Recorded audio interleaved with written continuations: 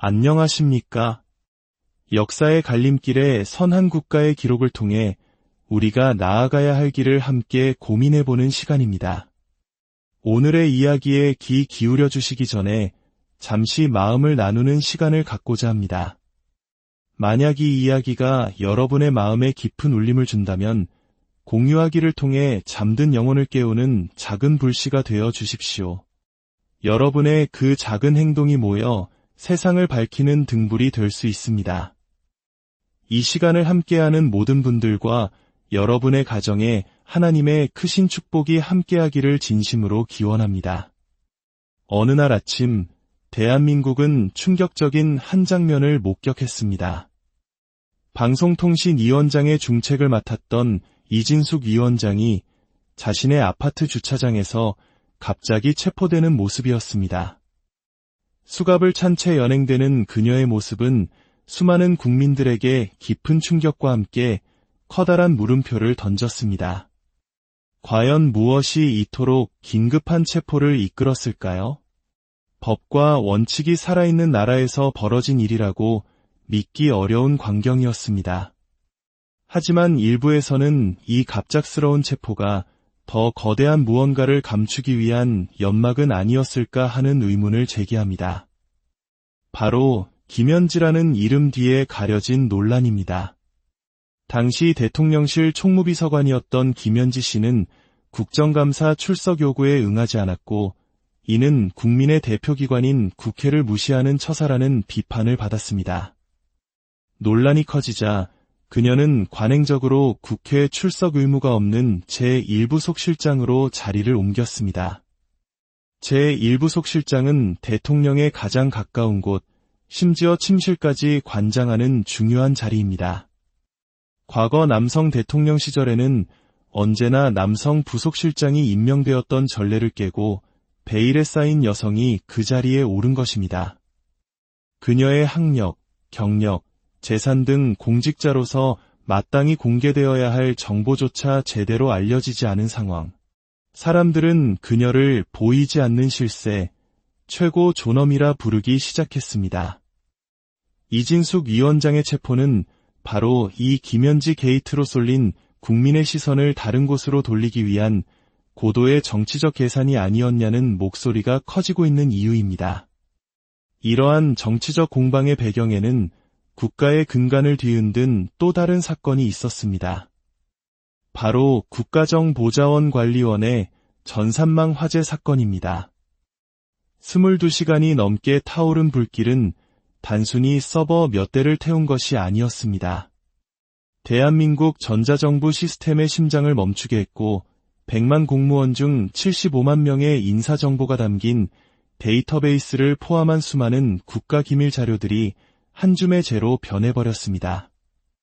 우체국 업무가 중단되고 각종 행정 서비스가 마비되는 대혼란 속에서 한 담당 공무원이 스스로 목숨을 끊는 비극적인 일까지 발생했습니다.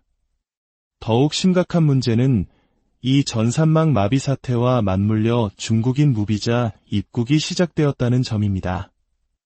출입국 관리 시스템이 제대로 작동하지 않는 상황에서 신분증 사본 한 장과 수기로 작성한 서류만으로 수많은 중국인들이 대한민국 땅을 밟기 시작했습니다.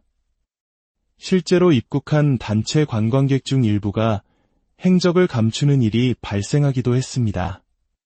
이들이 누구인지, 어떤 목적으로 사라졌는지 우리는 알 길이 없습니다. 국가 안보에 거대한 구멍이 뚫린 것입니다. 과거 정부에서 이와 같은 전산망 마비를 대비해 백업 시스템 구축 예산 24억 원을 편성했지만 현 정권과 여당의 반대로 전액 삭감되었던 사실은 우리를 더욱 씁쓸하게 만듭니다. 이러한 국내의 혼란은 국제관계, 특히 가장 중요한 동맹국과의 관계에도 어두운 그림자를 드리웠습니다. 한미동맹의 굳건함을 바탕으로 경제 성장을 이룩해온 대한민국. 하지만 친중반미 노선을 표방하는 현 정부의 외교 정책은 동맹의 신뢰에 균열을 일으키기 시작했습니다. 미국 트럼프 행정부 시절 유럽연합이나 일본의 자동차에는 15%의 관세를 부과하면서 유독 대한민국에만 25%라는 높은 관세를 매긴 것은 결코 우연이 아닐 것입니다. 동맹회 등에 칼을 꽂는 행위에 대한 명백한 경고였습니다. 뿐만 아니라 대한민국의 첨단 기술과 군사 기밀을 노리는 산업 스파이들에 대한 처벌을 강화하는 간첩법 개정안에 당시 야당이었던 현 여당이 반대한 사실은 과연 그들이 어느 나라를 위한 정당인지 근본적인 질문을 던지게 합니다. 국가적 재난 상황에서 리더의 행동 하나하나는 국민들에게 깊은 인상을 남깁니다. 전산망 화재로 온 나라가 비상사태에 빠져있던 바로 그 시각, 이재명 대통령은 한 예능 프로그램 녹화에 참여하고 있었습니다. 추석 연휴, 국민들에게 친근한 이미지를 보여주기 위한 행보였을지 모르지만 국가적 위기 상황을 외면한 채 자신의 이미지 관리에만 몰두하는 리더의 모습에 많은 국민들은 깊은 실망과 분노를 느꼈습니다.